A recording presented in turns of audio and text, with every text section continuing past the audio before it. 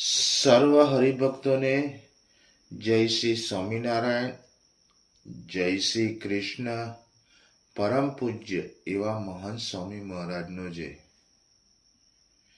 આજે આપણે વાત કરીશું સંપ અને સમજદારી.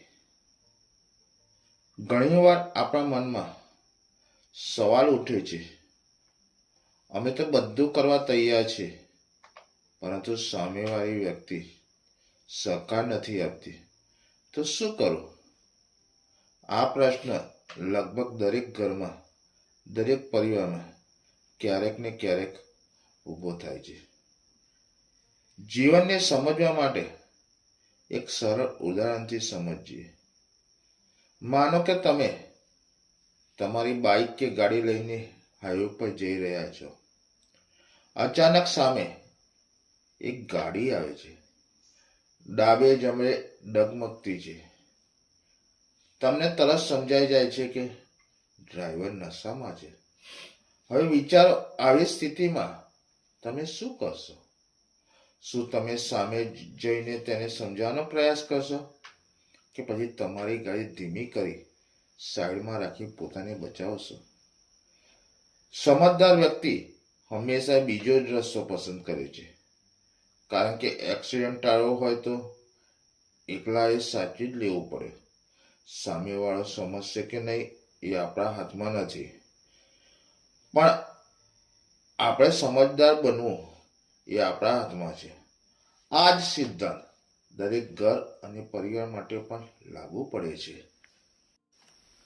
ઘરમાં કોઈ એક વ્યક્તિ અડિયાળ હોય, ગુસ્સામાં હોય અથવા સમજવા તૈયાર ન હોય, તો એ સમય ટક્કર લેવી સમજદારી નથી. ક્યારેક સહન કરવું પડે, ક્યારેક ચૂપ રહેવું પડે, ક્યારેક પોતાની વાત છોડી દેવી પડે, કારણ કે જીતવું મહત્વ નથી, સંપ જાળવવું મહત્વ છે. અહંકાર નહીં, શાંતિ મોટું સુખ છે. યાદ રાખો, ઘર બચાવવા માટે ક્યારેક એકલાએ ઝૂકવું પડે છે. એ ઝુકાવ કમજોરી નહીં, એ તો સમજદારી અને મહાનતા છે. એટલે જ એક સુંદર વાક્ય છે ને, જ્યાં સમ છે ત્યાં સુખ છે, અને જ્યાં સમજ છે ત્યાં શાંતિ છે.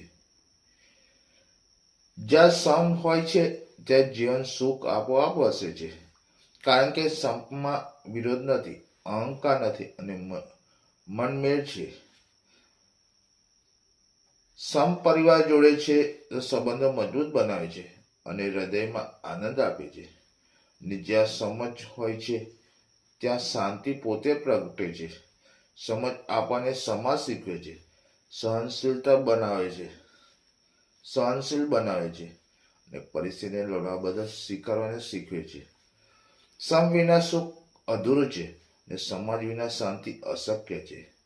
આજથી જીવનમાં જીત મેળવી હોય તો શબ્દોથી નહીં, પરંતુ સંપ અને સમજથી આગળ વધો, કારણ કે જ્યાં સમ છે ત્યાં સુખ છે, અને જ્યાં સમજ છે ત્યાં શાંતિ છે. જય શ્રી સ્વામિનારાયણ.